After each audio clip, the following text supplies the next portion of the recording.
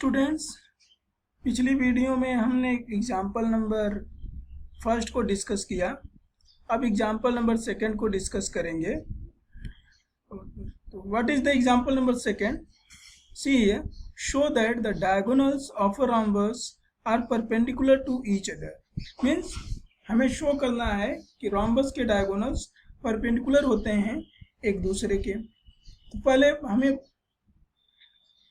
सभी प्रॉपर्टीज याद होनी चाहिए रोम्बस की। हाँ, ये दिखाना है कि डायगोनल्स परपेंडिकुलर हैं, तो ये हमें प्रूफ करना है। ये हम प्रॉपर्टी में जानते हैं, लेकिन इस प्रॉपर्टी को यूज नहीं कर सकते। तो गिवन है, consider the rhombus ABCD। Means ABCD एक रोम्बस है। We know that all sides of a rhombus are equal, कि रोम्बस की सभी साइड्स इक्वल होती हैं। तो यहाँ से हमारा हो गया कि ABCD रोम्बस है और AB equal to BC equal to CD equal to DA हो। Now AC and BD are two diagonals, ये दो डायगोनल्स हैं। प्रूफ करना है, to prove angle BOC equal to angle COD equal to angle DOA equal to angle AOB equal to 90 degree. Means हमें prove करना है कि ये एंगल्स जो O पर बन रहे हैं, चारों एंगल्स पॉइंट O पर, पॉइंट ऑफ इंटरसेक्शन पर, ये सभी एंगल्स क्या है? 90 डिग्री है। राइट? प्रूफ में आते हैं। हमने दो ट्रायंगल्स ले लिया और दोनों एडजेसेंट ट्रायंगल्स होंगे। मीन्स हमने ट्रायंगल लिया AOD और ट्रायंगल COD, दो ट्रायंगल्स लिया। अब हम जानते हैं कि diagonals of rhombus bisect each other. तो इन triangle AOD and triangle COD OA is equal to OC। Right? क्यों? क्योंकि diagonals of a parallelogram bisect each other. OD is equal to OD, common side, ये common side है। AD is equal to CD। क्यों AD is equal to CD होगा? Sides of a rhombus. आप लिखना चाहो तो लिख सकते हो, sides of a rhombus.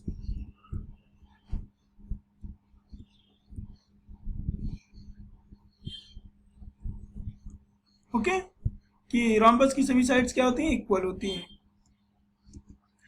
Therefore देखो, तीनों साइड इक्वल होगी ट्रायंगल्स की, कि AD is equal to CD, OD is equal to OD, AO is equal to OC।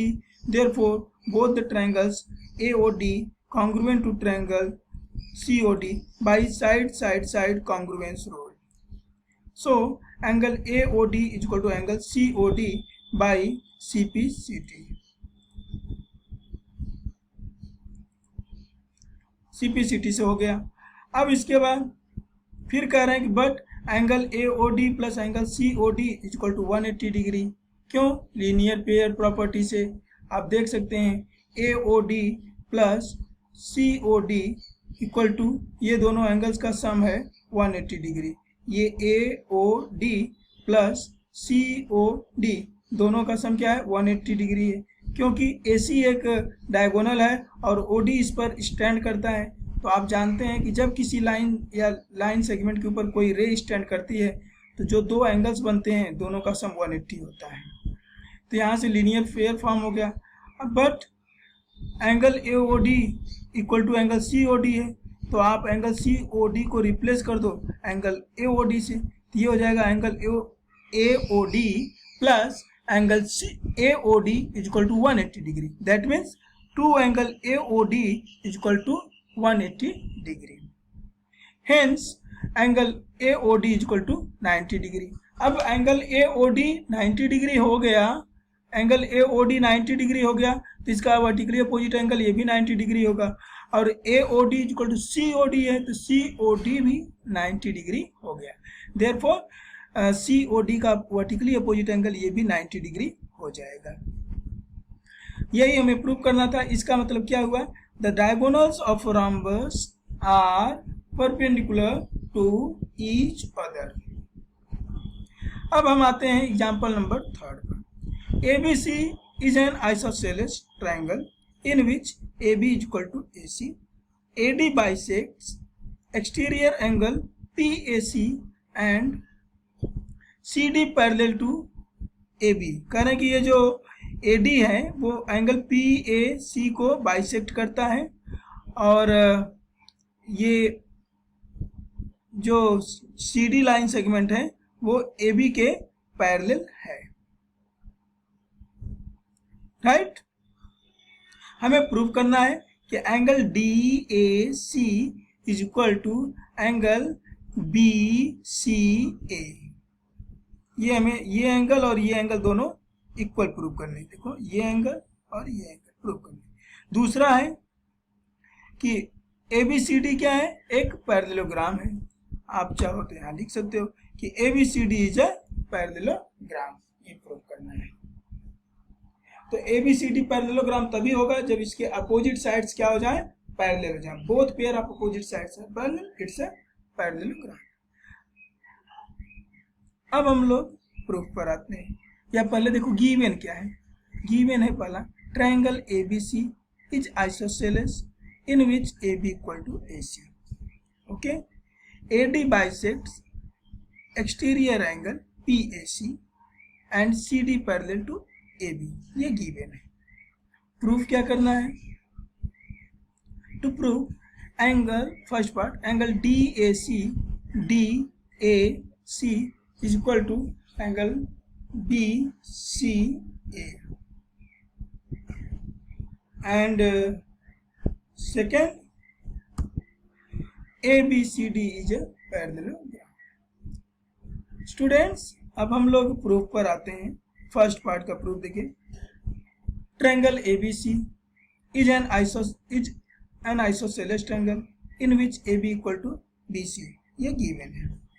तो हम जानते हैं कि जब कोई ट्रायंगल आइसोसेलेस ट्रायंगल होता है तो जो इक्वल साइड्स होती हैं उनके अपोजिट एंगल्स भी इक्वल होते हैं। तो AB इक्वल टू AC है तो AB का अपोजिट एंगल हुआ एंगल BCA। देखो BCA, और AC का अपोजिट एंगल हुआ B, इसको कह सकते हैं ABC। तो ये दोनों साइड इक्वल, ये दोनों एंगल भी इक्वल हो जाएंगे। देखिए AB equal to AC given, so angle ABC equal to angle ACB। यहाँ क्या लिख रहे हैं? Angles opposite to equal sides. Okay, फिर आल्सो कह रहे हैं कि एंगल PAC, हम जानते हैं कि किसी ट्रायंगल का exterior angle opposite interior angles के सम के इक्वल होता है। PAC, देखिए AB साइड को प्रोड्यूस कर दिया गया है तो यहाँ पर एक एंगल बन गया PAC। ये एक्सटीरियर एंगल है पूरा। अब ये किसके इक्वल होगा? जो अपोजिट इंटीरियर एंगल्स होंगे। तीन एंगल हैं, एक ये और ये। तो अपोजिट इंटीरियर एंगल्स हुए एंगल B और एंगल BCA। तो करें also angle PAC equal to angle ABC plus angle ACB, exterior angle of a triangle.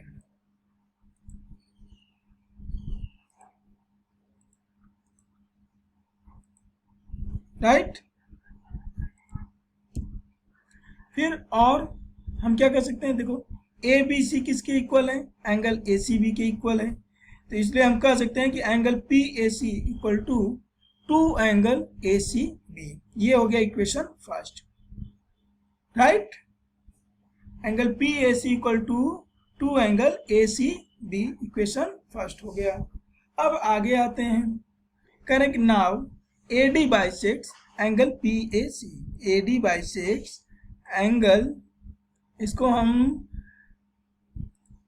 Highlight कर दें, green colour, no, yellow, blue, ये कलर, ये कैसा कलर है? नहीं, हमारे लिए इजी होगा।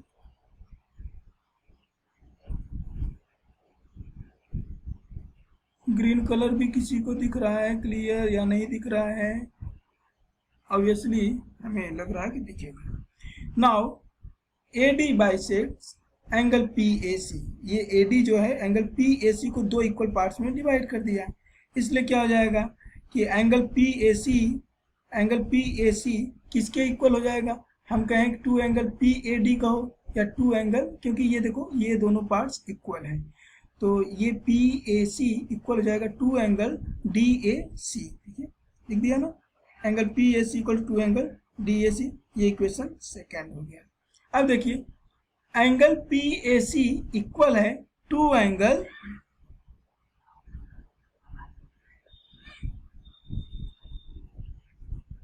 इसको हम ब्लैक में रहने देते हैं, चेंज करते हैं, ये हमारा इक्वेशन था फर्स्ट, इसको हमने कर दिया ये, और दूसरा एंगल था P A C equal to angle D A C, right. तो P A C to angle A C भी है, P A C to angle D A C है, तो इसलिए देखो दोनों इक्वेशन का लेफ्ट हैंड साइड इक्वल है तो राइट हैंड साइड भी इक्वल होंगे, therefore two angle D A C equal to angle A C B from equation 1 and 2, और दोनों साइड से 2 को कैंसिल कर दीजिए, तो two angle D A C equal to angle A C B हो गया। अब हम चलते हैं सेकेंड पार्ट पे। देखो हमारा फर्स्ट पार्ट तो प्रूफ हो गया, angle D A C equal to angle A C B, आसान है। पहले आप एक्सटीरियर एंगल प्रॉपर्टी का यूज करो, angle P A C equal to angle, देख लो क्या प्रूव करना है ये, तो P A C equal to angle B C A कर दो, फिर angle P A C equal to angle D A C कर दो, क्योंकि ये दोनों एंगल इक्वल हैं तो exterior angle opposite interior angles के इक्वल होता है। तो P A C equal to angle B C है equation 1, P A C equal to angle D A C equation 2, दोनों इक्वेशन में लेफ्ट साइड इक्वल है, इसलिए राइट साइड भी इक्वल होंगे, और 2 को दोनों साइड से कैंसिल कर दिया तो हमको मिल गया angle D A C equal to angle A C B. ये हमारा फर्स्ट प्रूफ था। अब सेकेंड पाते हैं। सेकेंड में हमें क्या प्रूफ करना है, देख लो कि A B C D parallelogram है, हमको गिवन है ए बी पैरेलल है सी डी के, हमें ये दिखा दें कि बी सी पैरेलल है ए डी के। स्टूडेंट्स ध्यान देना, आपने कहा कि देखो बी सी और ए डी दो लाइन है जिनको ए सी ट्रांसवर्सल जोड़ रही है, ज्वाइन कर रही है, तो ज्वाइन कर रही है, तो ये दोनों लाइनें तभी पैरेलल होंगी जब अल्टरनेट एंगल्स इक्वल हो जाएं। तो हम जानते हैं कि जब दो लाइंस को कोई ट्रांसवर्सल इस तरह से कट कर रही हो कि अल्टरनेट इंटीरियर एंगल्स इक्वल हो जाएं तो दोनों लाइन पैरेलल हो जाती हैं। तो यहाँ से हमको मिला, देखो आपने प्रूव भी कर दिया है कि एंगल बी सी ए या A C B equal to angle D A C, ये एंगल आपने अभी प्रूव किया है, देखो ऊपर ये आपका प्रूफ है, यही तो अल्टरनेट एंगल्स हैं। Now angle D A C equal to angle A C B, alternate angles, because line segment, यहाँ अल्टरनेट एंगल के बाद लिख देते हैं ताकि आपका क्लियर हो, because line segments BC and AD are intersected by a transversal AC. So BC parallel to AD हो गया। अब BC पैरेलल AD हो गया और पहले से गिवन है कि BA पैरेलल टू CD, ये पहले से आपको गिवन है। तो अब हम देख रहे हैं कि both pair of opposite sides parallel हैं, इसलिए since both pair of opposite sides of a quadrilateral ABCD are parallel, therefore ABCD is a parallelogram. तो स्टूडेंट्स हमने आज एग्जाम्पल 1, एग्जाम्पल 2 और एग्जाम्पल 3 डिस्कस किया। आप लोग रिमेनिंग एग्जाम्पल्स को खुद से सॉल्व कीजिए।